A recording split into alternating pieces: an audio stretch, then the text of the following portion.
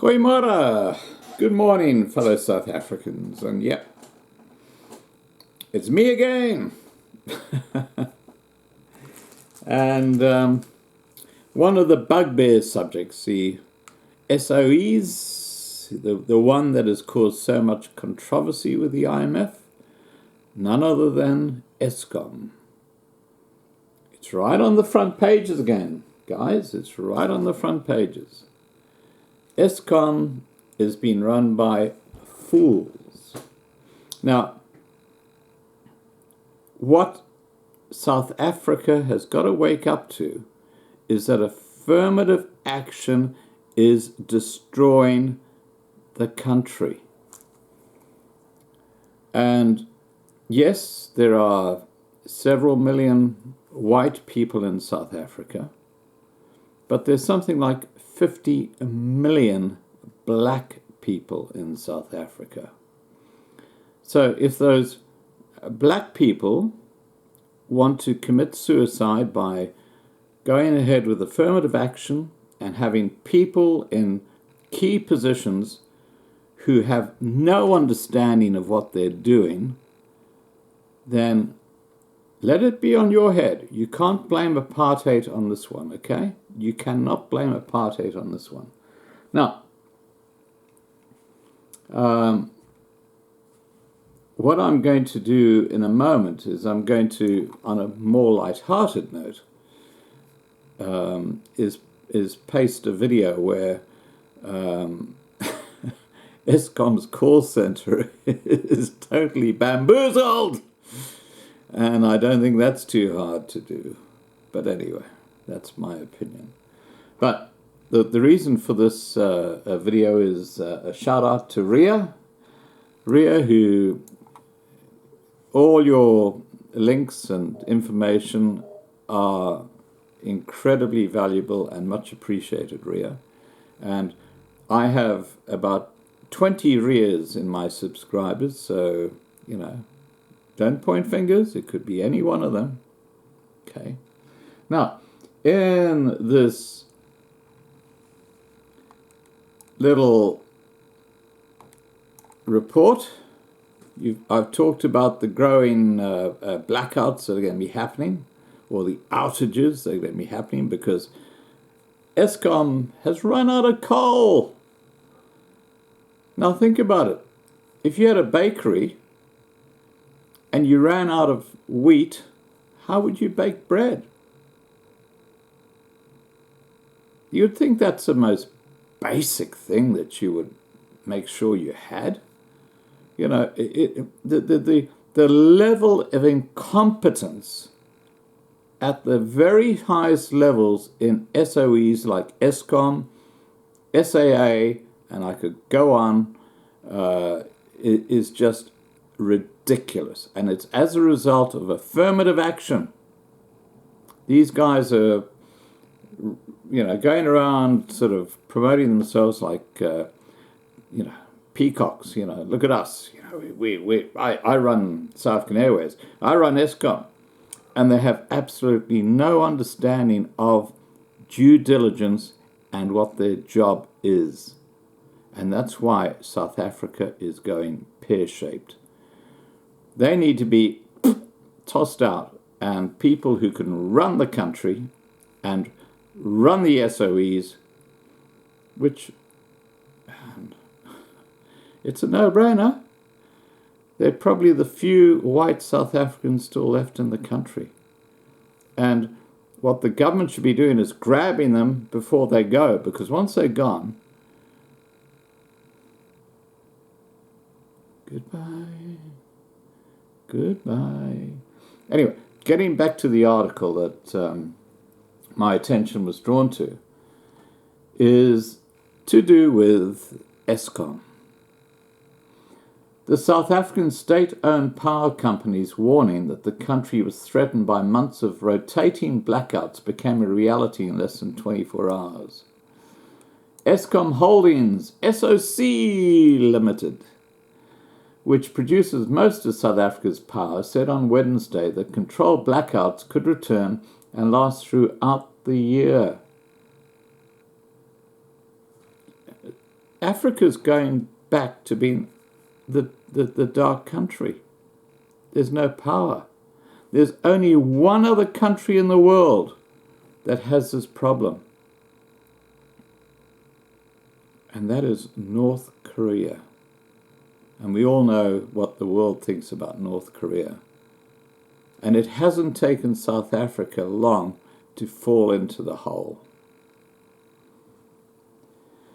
By Thursday, Eskom announced it was cutting 1,000 megawatts from the grid. It doubled that amount on Friday in an outage that is scheduled to last for 13 hours. For South Africans, that means a return to stocking up of candles, mopping up thawed refrigerators, and sitting in gridlock roads around blanked traffic lights. All of that became familiar in 2008 and again in 2015, when Eskom implemented months of the outages known locally as load shedding.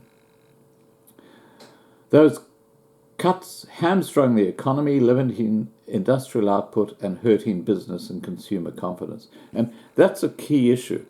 When you cut off the electricity, it destroys the economy, because most people now use credit cards, and to use a credit card, you've actually got to go and put it in a machine which needs electricity to actually do the transfer. So what is happening right now is the economy is being killed by Eskom.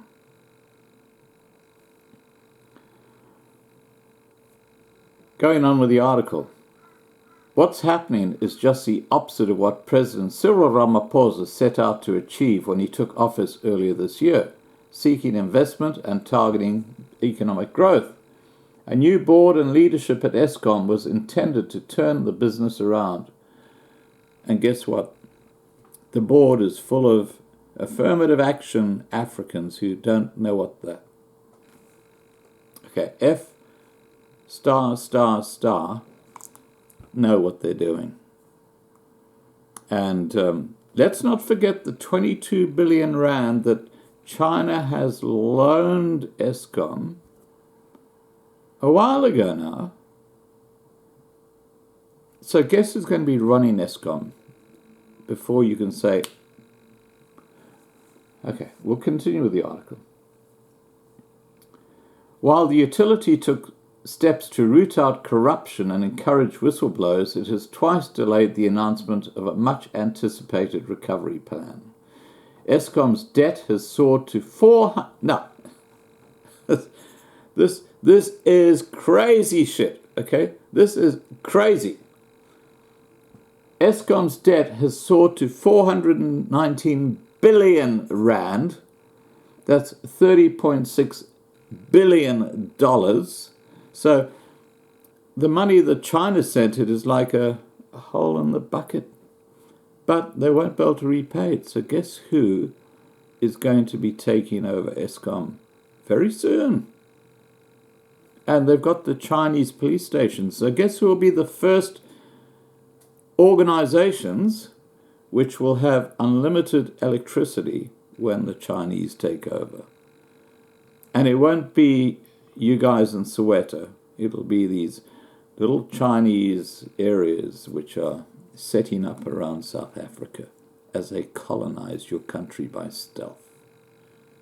Just understand that. Okay, so we continue. Its generation difficulties are connected to the financial challenges, which limit the amount of maintenance and refurbishments a company can afford to carry out as its fleet of aging power stations. The utility is also running low on coal. Yeah, we've talked about that. Emergency generation from open-cycle gas turbines will weigh further on Eskom's finances as the company uses costly diesel to run turbines designed for peak use. New power stations being added to the grid, which were already behind schedule and over budget, will now require an extra 1.5 billion rand to work out the final kinks. Chief Executive Officer Fakamani Hadebi said earlier this month. Now, I I don't want to offend anyone, but I think his name says it all. Fakamani. That's his name. The guy who runs Escom is Fakamani Hadibi. That's Phakamani.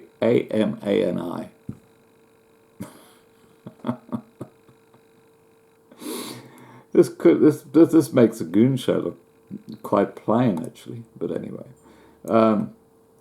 Power that Eskom imports from Mozambique's Cahora Bassa hydropower plant has been interrupted. Technical faults reduce the supply by 700 megawatts, but it's gradually ramping up again, said spokesman Kulu Fasiwe. While the company is discussing the turnaround plan with the government, Eskom faces a debt burden that's impossibly high, Eskom chairman Jabu Mabuza said on Thursday. So, its debt burden is impossibly high. Now, in 1994, when the white South Africans literally handed over the country to the wider population, this very profitable SOE, or state-owned enterprise called Eskom, is now living under huge amounts of debt that are impossibly high to maintain. Now, China's waiting in the wings, guys, and there is no question what they're going to do. It's just a question of when. That's all that's happening. Alrighty. Please remember to subscribe to be kept informed. And remember, Sunday night, 8 p.m. Johannesburg time, we'll be going live, and we'll be talking to Corinne, who is one of the Black Monday organizers. And I had earlier today the great privilege of speaking for a long time to Mark Duplessis, who is with the Boer Legion in, what's it called? You got near East London.